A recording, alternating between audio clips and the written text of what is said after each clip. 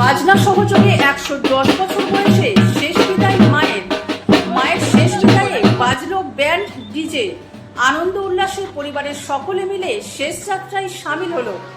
মানিকচকের কামালপুর অঞ্চলের ঠাকুরপাড়া এলাকায় এক অদ্ভুত ঘটনার সাক্ষী রইল আজ। পাড়ায় কেউ বলতো ঠাকুমা, আবার কেউ বলতো দিদা। দিদা আজ শেষ বিদায় নিল এই পৃথিবী ছেড়ে। তবে এ কোনো দুঃখের কাহিনী নয়, এ যেন সকলের মাঝে উল্লাস আনন্দের দিন। রানী মণ্ডলের বয়স আনুমানিক ১১০ বছর। ৪ ছেলে, পুত্রবধূ, নাতি নাতনি সহ বিশাল পরিবারকে পৃথিবীতে রেখে আনন্দের চোখ বুঝলেন। তাই পরিবারের সকলে মিলে আনন্দ উৎসবের মধ্যে দিয়ে আবিরের রঙে হরিনাম কীর্তনের মধ্যে দিয়ে শেষ যাত্রা সম্পন্ন করল মানিকচক মহাশ্মশানের দিকে। এই বিষয়ে রানী মণ্ডলের বড় ছেলে জ্যোতিষ মণ্ডল জানান, মার দীর্ঘায়ুর পথ আজ শেষ হলো। প্রায় ১১০ বছর মা পৃথিবীকে আঁকড়ে ধরেছিলেন, তবে সুস্থ স্বাভাবিক জীবনযাপন করতেন।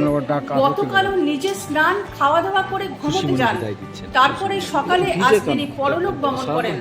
তিনি স্বাধীনতাকামী ছিলেন। ব্রিটিশদের শাসন ব্যবস্থা থেকে শুরু করে দেশ স্বাধীনের তিরঙ্গার সময় তিনি উপভোগ করেছিলেন।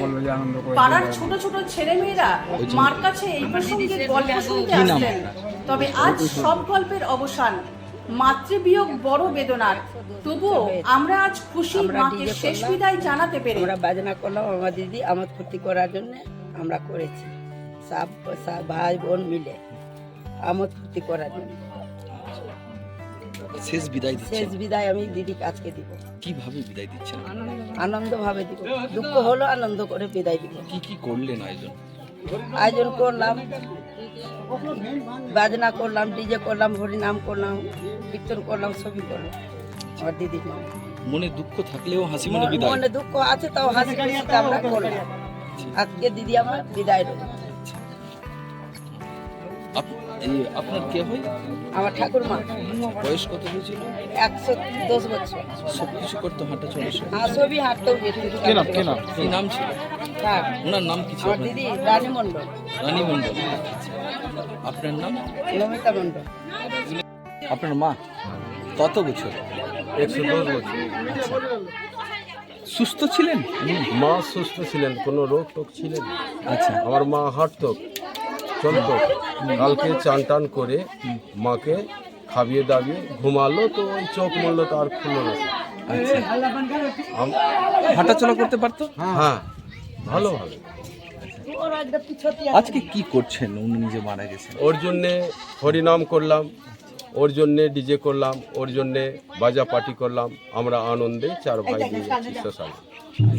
কেন এই ডিজে কেন করলেন? খুশিতে। খুশিতে।